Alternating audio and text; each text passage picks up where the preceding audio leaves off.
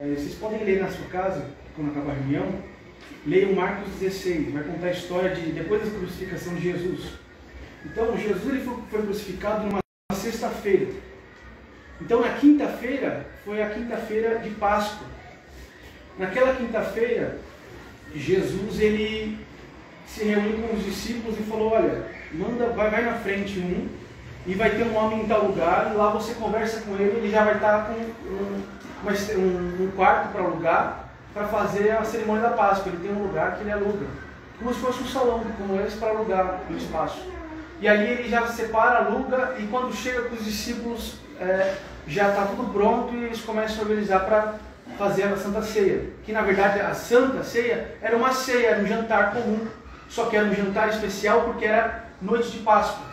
E na Páscoa era costume se reunir, porque desde a libertação do Egito, quando o anjo da morte passou e matou todos os filhos do Egito, menos os filhos de Israel que passaram sangue na aresta da porta, no batente, então aquele dia foi iniciada a cerimônia da Páscoa, que era onde eles comiam uma vez por ano pão ázimo, que é o pão sem fermento. Eles bebiam ali o suco da videira, que é o fruto da videira, o suco de uva, e comiam a comida tradicional deles, que geralmente é carneiro, cordeiro.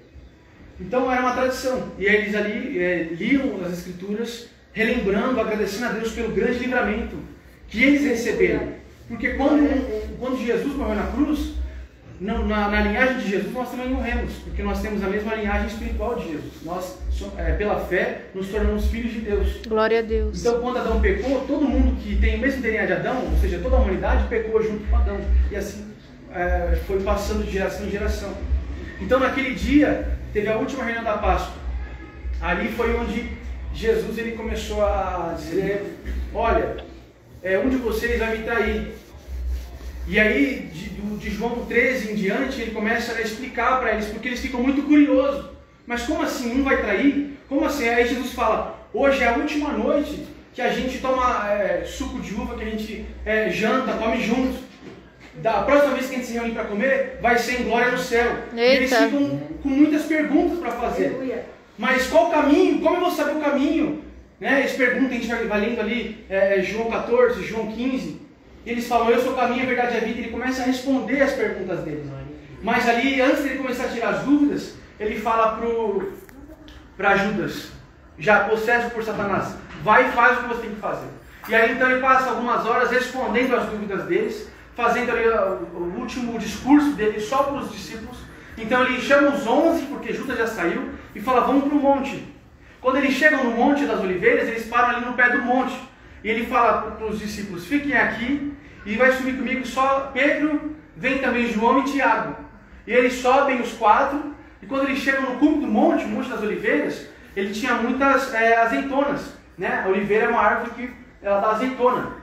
E lá em cima, no cume, tinha um jardim de oliveiras. E ali era cercado, ali tinha o lagar onde eles... a moinha, onde eles moíam a azeitona. E ali o jardim era chamado Getsemane. Então Jesus ele deixa os 3 agora e fala: fiquem aqui orando comigo, e eu vou um pouco mais à frente orar. A Bíblia dá uma distância de um tiro de pedra, mas aproximadamente, pelos teólogos, dá 30 metros de distância. Então ele se afasta cerca de 30 metros e começa a orar.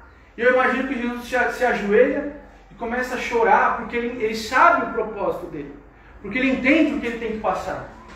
E ele começa a falar: Senhor, se for possível outra forma, sem eu sofrer tudo que eu tenho que sofrer, então eu quero isso.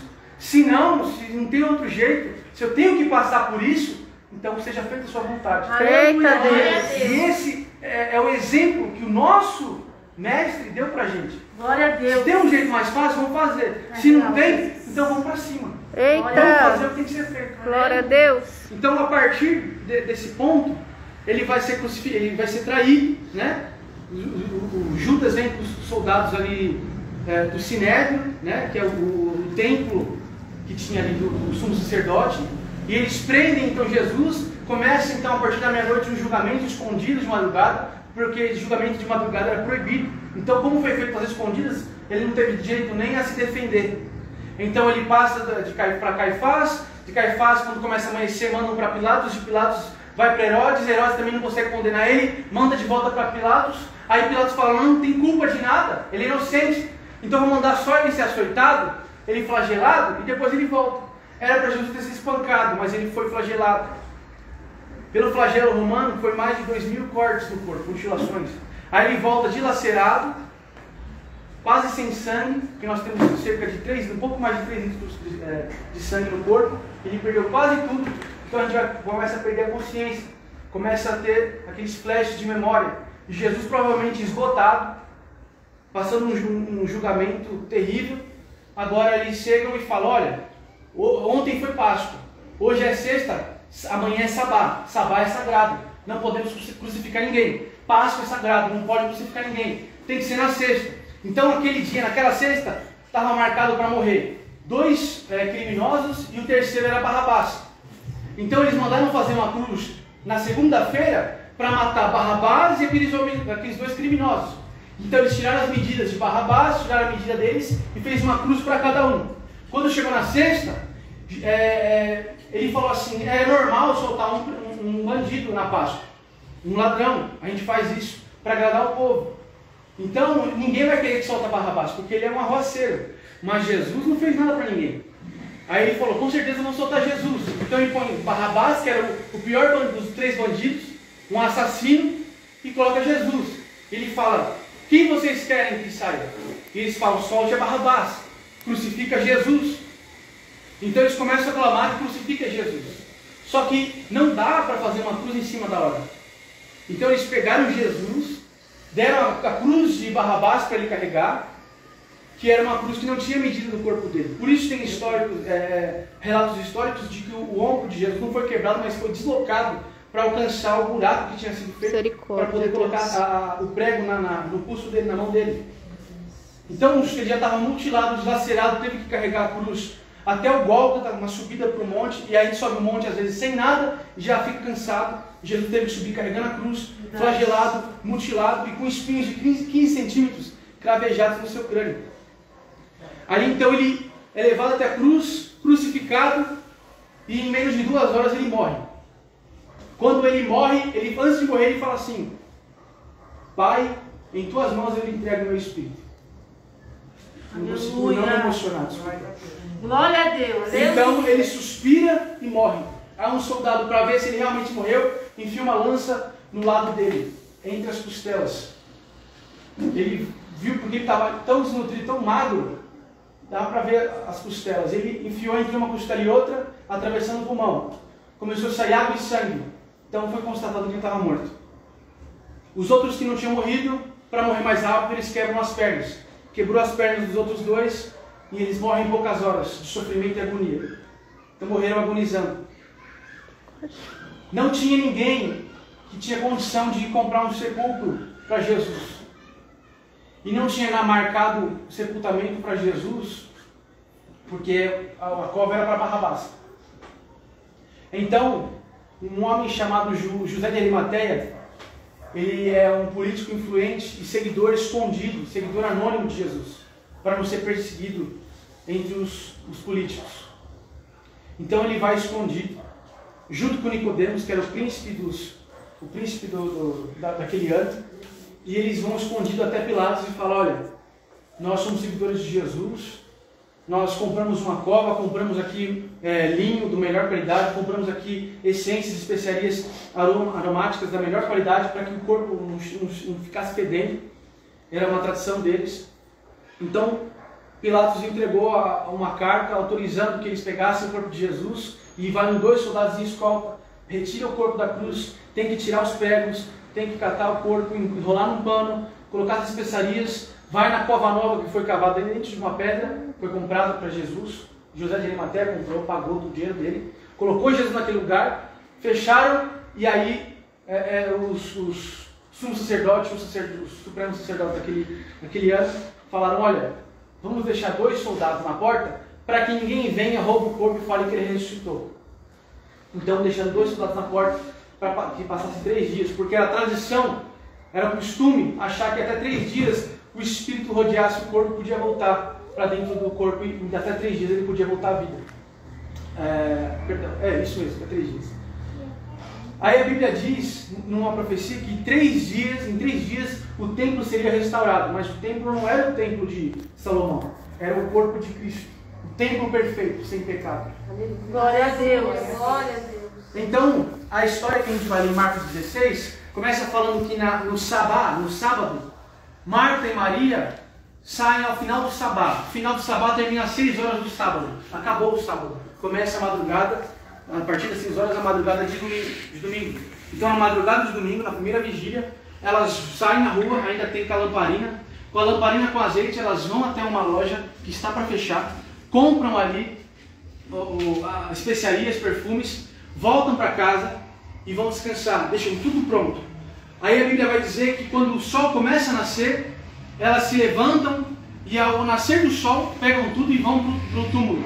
E no caminho, a Bíblia dá a entender que elas vão conversando e vão perguntando: e agora, Marta, como que a gente vai fazer para tirar aquela pedra enorme da porta do túmulo? Se tiver os soldados lá, a gente pede para eles tirar. Mas quando elas chegam no cemitério e vêm lá no fundo da cova, elas percebem a porta aberta e a pedra enorme colocada de lado. E elas ficam assustadas. Pronto.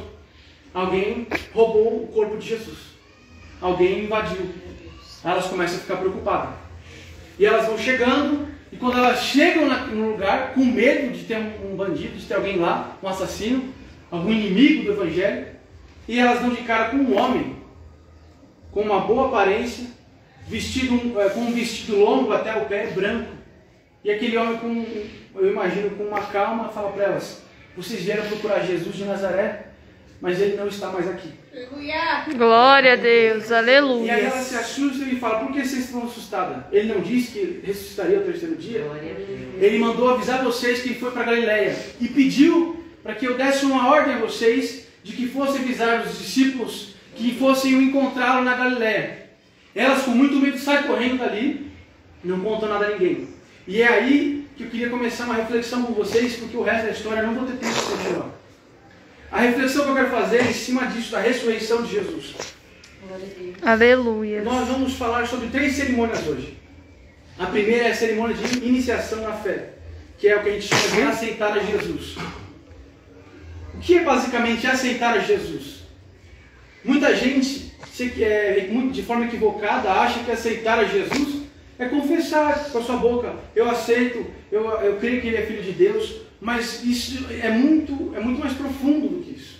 Não é tão raso, tão superficial. Porque aceitar Jesus é você decidir entregar a sua vida para Ele.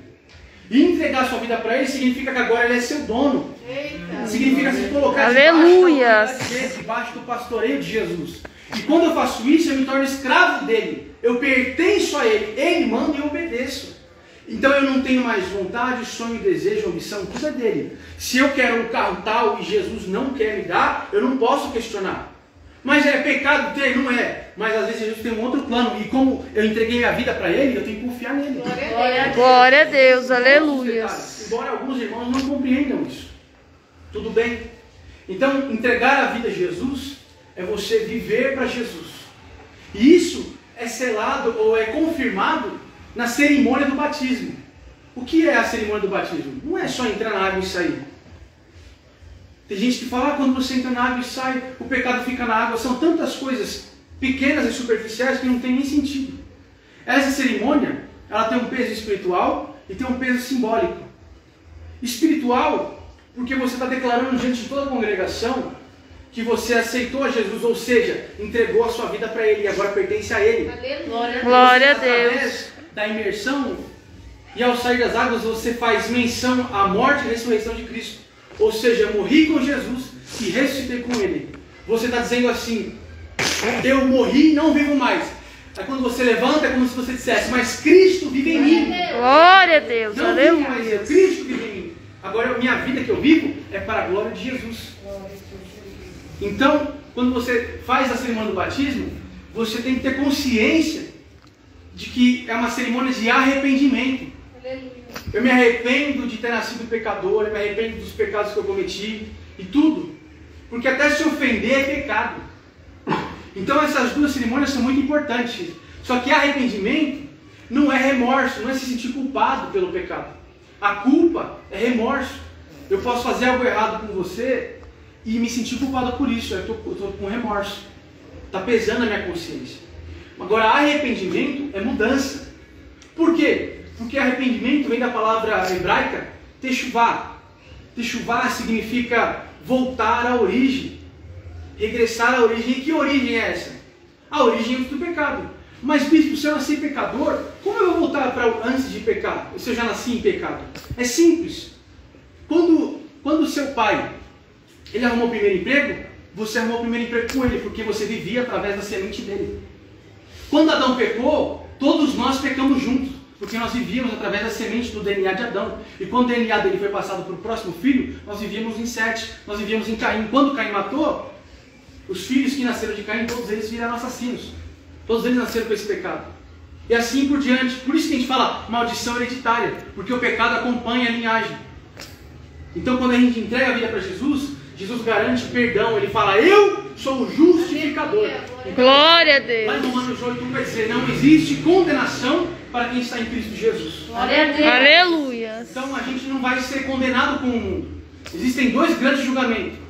O primeiro é para quem não participou. O primeiro é para quem participou da cerimônia de iniciação e do batismo e da Santa Ceia. Esse é o julgamento que vai ter no dia do arrebatamento. Vai acontecer o arrebatamento. A igreja que estiver em santidade, ou seja, aquele que está em Cristo de verdade, ele vai subir ao céu, vai ser arrebatado. E nesse dia do arrebatamento vai ter um grande tribunal lá em cima. Só que nesse tribunal não vai decidir quem vai para o céu e quem vai para o inferno.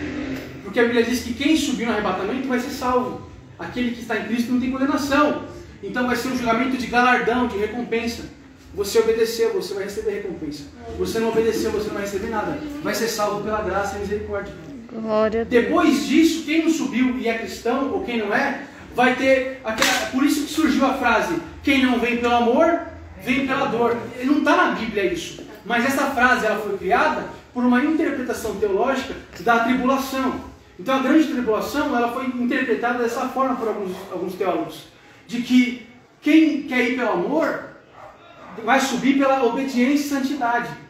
Mas se você não for obediente a Deus e não subir no arrebatamento, tem uma última chance de você subir pela dor. Que dor é essa, bispo? Você vai ter que passar pelos 7 anos de grande tribulação até o último julgamento. E essa grande tribulação, ela é o período, porque no arrebatamento o Espírito Santo sobe com a igreja. E o Espírito Santo é o único que freia Satanás contra a igreja. Senão Satanás ia matar todo mundo toda hora. E quando a gente vê pessoas morrendo em países de perseguição, isso vai ser normal no mundo inteiro. E quando o Espírito Santo subir, vai haver uma perseguição generalizada contra todos que são cristãos, mas ficaram. Então eles agora não estão mais com o Espírito Santo, porque subiu, e agora são perseguidos porque são odiados pelo mundo. Meu Deus. Então vai ser a segunda chance, que é o que a gente fala de ser salvo pela dor. Então é importante você se batizar hoje e entender isso. Então essas duas primeiras cerimônias, já vou entrar no batismo e encerrar.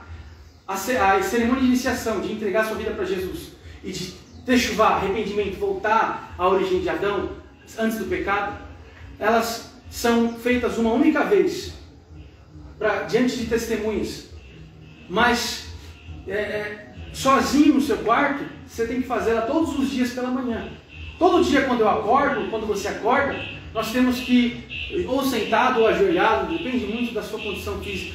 Mas nada te impede de orar e falar com Deus, Senhor, eu entrego mais um dia a minha vida ao Senhor. Eu entrego esse dia. Aleluia. E Glória a você faz essa Deus. cerimônia todos os dias. Eu entrego a minha vida. Eu entrego os meus planos. Eu entrego meus problemas. Tudo nas mãos de Deus. Porque eu sou de Deus. Eu pertenço a Ele. Glória a E você Deus. faz a minha cerimônia do batismo todos os dias, sem entrar na água. Ou quando você for tomar banho, Senhor, me lava de todo pecado. Senhor, me purifica, me faz voltar ao... O que é voltar ao primeiro amor? É voltar a essa origem, sem pecado. É voltar a essa origem de relacionamento com Deus puro. A Bíblia fala que aqueles que não têm um coração puro não verão a Deus. Senhor, purifica o meu coração. Todos os dias isso tem que acontecer. Então essas duas cerimônias acontecem uma vez. E depois disso, a gente começa a participar como igreja de uma cerimônia que ela é feita todo mês, né? A gente se repete de período em período. Tem igreja que faz todo ano, tem igreja que faz toda semana. E a Santa Ceia, naquele dia, naquela quinta-feira de Páscoa, Jesus ele pegou o cálice pegou o pão e todo mundo parou. Todo mundo congelou. Aí Jesus, com o pão na mão, ele parte e começa a dizer: tomai e comei. Ou seja, pega, come e passa para o próximo. Esse é o meu corpo, que é moído por vós, Glória a Deus. Aleluia. para perdão dos seus pecados e salvação. Aí, depois que todo mundo pegou o pão, ele pega o cálice e ele fala assim: tá vendo esse cálice? Pega e beba, tomai e bebei. Esse é o meu sangue, vertido por vós na cruz do Calvário, para perdão dos pecados e salvação. E ali ele inicia a cerimônia da Santa Ceia. Ele fala: todas as vezes que vocês se reunirem, façam isso em memória de mim, até que eu venha. E aí começou as dúvidas deles. Glória a Deus. Aleluia. Mas antes disso, quando ele fez a segunda multiplicação dos pães, a multidão o seguia. E ele foi para um outro lugar, no outro dia pregar, e a multidão veio. E aí Jesus, conhecendo o pensamento do coração deles, ele falou: vocês me seguem por causa do pão que perece. Ou seja, Jesus estava falando: vocês estão atrás de mim por causa do que eu posso dar. Meu Deus. Eita Deus. Aí Jesus fala: aquele que não comer do meu corpo e beber do meu sangue, não terá parte comigo no reino dos céus. Glória a Deus. Glória a Comer do Deus. corpo de Jesus significa participar do sofrimento com Ele. No mundo tereis aflições. Beber do sangue de Jesus significa não desistir no dia da dificuldade. Aleluia, Deus. Glória Ele está a falando: Deus. quem sofrer comigo, quem desiste não vai estar comigo no céu. Então, seguir Jesus tem que ser corajoso. Porque vai ter tribulação, vai ter levante. O que é um levante, bispo? É quando o diabo ele vê que tem alguém ali que pode ser usado. E ele usa a boca daquela pessoa. Ele usa uma situação para te humilhar, para te entristecer, para tentar tirar a sua paz e você não conseguir se conectar com Deus na oração, no louvor, na leitura da palavra. Então, é muito importante comer e beber do corpo de Cristo. E aí as pessoas começaram a ir embora. Aquele que não comer da minha carne e não beber do meu sangue não estará comigo no reino dos céus. E as pessoas começam a ir embora. Ele é louco, comer o corpo dele, beber o sangue dele. Mas, quando todo mundo está indo embora, o apóstolo Pedro, né, discípulo naquela época, chega para Jesus e fala: mestre, como se fosse aqui o Paulinho pregando, ele chega aqui, Paulinho: mestre, pega leve, está todo mundo indo embora da igreja. Palavra mais, né? Pega mais leve, você está batendo, a palavra está batendo muito, as pessoas estão indo embora. Aí Jesus vira para Pedro, que era o pai da igreja, o apóstolo que cuidou da igreja, e Jesus fala assim para ele: não está contente, vai com eles, é melhor que você vá. E aí Pedro fala aquela frase que é tão famosa, que Pedro vira e fala: não, mestre, para onde eu irei se só tu tens as palavras de vida eterna? Meu Deus. Então, quando Jesus falou comer da minha carne e beber do meu sangue, ele estava falando da Santa Ceia. E essa cerimônia ela tem que ser feita com frequência, tem que ser repetida. A gente tem que sempre, ao se reunir, como ele ensinou, beber do sangue de Jesus e comer do corpo dele. Não é comer e beber para matar a fome e encher a barriga. Isso a gente pode fazer em casa, isso a gente faz após a cerimônia. Nem hoje vai ter um almoço. Mas, então essa cerimônia ela é importante porque ela tem um símbolo também, um ato simbólico e também um ato espiritual, uma atitude espiritual, que é a manutenção da salvação. Olha, bispo, como assim? Porque tem muita gente que interpreta errado e diz: uma vez salvo, salvo até a morte. Não funciona assim.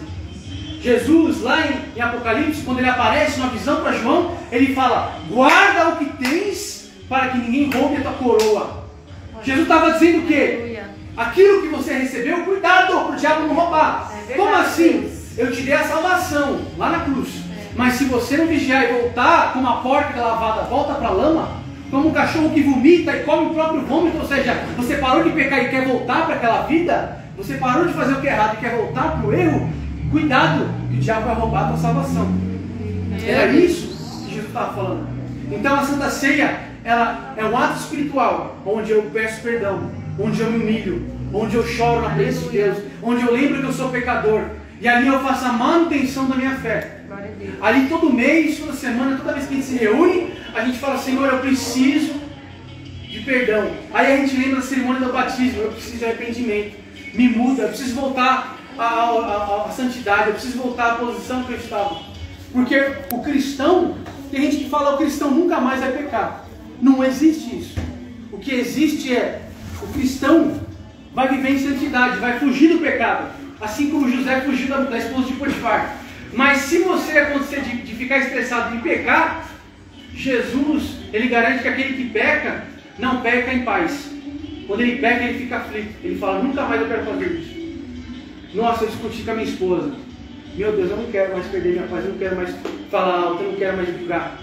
Nossa, eu fiquei ofendido. Ofensa é pecado. Diga assim, ofensa é pecado. Ofensa é pecado. Então a gente não pode se ofender. Por que, bispo? Porque Jesus falou que nós temos que dar a outra face. Então se alguém nos ofende, amém. A gente tem que entender e ter misericórdia, porque é Deus que precisa trabalhar na vida daquela pessoa como precisa trabalhar na minha. Eu não sou perfeito e não posso cobrar a perfeição de ninguém. Então, nós devemos sempre voltar a essa cerimônia do arrependimento, todos os dias. E qual é o propósito? Vamos fazer uma reflexão. Qual o propósito dessas 3 cerimônias? Salvação. Essas 3 cerimônias apontam para a salvação, porque o mundo foi condenado. Então, através da salvação, nós podemos ter acesso novamente a Deus. E o tema desse mês que Deus me deu é a adoração. E qual é o propósito da salvação? A adoração. Aleluia. O propósito da salvação é a adoração. Porque quando Satanás, ele usurpou a sua posição em Cristo, quando ele era um anjo de luz e pecou, e a Bíblia diz que o dragão levou uma terça parte dos anjos do céu, e ali então os anjos, eles são chamados de anjos caídos, porque eles caíram da sua posição, da sua autoridade, da sua hierarquia, e se tornaram criaturas desobedientes a Deus, banidas do céu. Então ali surgiram os demônios. Então quando os demônios eles saíram do céu, deixaram de ser anjos, quando Lúcifer deixou de ser um anjo, porque ele era os anjos que adoravam a Deus, aí Deus ele vai para mostrar para Lúcifer que a glória é de Deus, para mostrar para os demônios que a honra é para Deus e que Deus não precisa de um anjo, um querubim poderoso. Deus pega um boneco de barro e Deus cria o homem dentro de si e sopra o homem de dentro dele para o barro. E o barro ganha vida e ele ganha o nome de Adão e começa a andar. E aí Deus cria um jardim e fala, agora você vai me adorar. E Adão adorava a Deus em tudo que ele fazia. Enquanto ele dava nome nos bichos, ele estava adorando e glorificando a Deus. Aleluia. Enquanto ele comia uma fruta, a glória era para Deus. Tudo que ele fazia com o coração puro, tudo para glorificar a Deus. Então quando Deus nos criou em Adão, até hoje, foi com o propósito da salvação. Porque depois do pecado, começou o plano de salvação. Então qual o propósito da nossa salvação? Adoração. Adorar a Deus. E Paulo, para a gente encerrar, se coloque de pé. Paulo, ele dá um exemplo, um ótimo exemplo do que é adoração. Adoração não é cantar um hino. Adoração lá na primeira carta de Paulo aos irmãos de Corinto, capítulo 10, versículo 31, Paulo fala, se vocês forem comer, se vocês forem beber, se vocês forem fazer qualquer outra coisa, façam tudo para a glória de Deus. Então nós temos que parar em todo momento e pensar, isso que eu estou fazendo glorifica a Deus? Ou isso que eu estou fazendo vai agradar o diabo? Vai agradar a minha carne? Porque quando a gente fala de mundo, estamos falando de mundanismo. E mundanismo é uma visão mundana. E a visão do mundo é autossatisfação, auto prazer. O prazer da minha carne. Eu vou comer até se me satisfazer. Não tem saúde. Embora você não precisa ser cristão para buscar o bem-estar. Mas a Bíblia ela prega isso. Você não faz o que agrada somente a carne. Você busca tudo para louvar a Deus.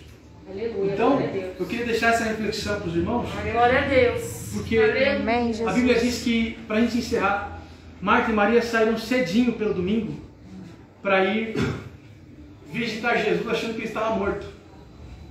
Então, todos os dias, pela manhã, nós devemos acordar e sair seja da cama, seja para qualquer lugar que a gente for, mas devemos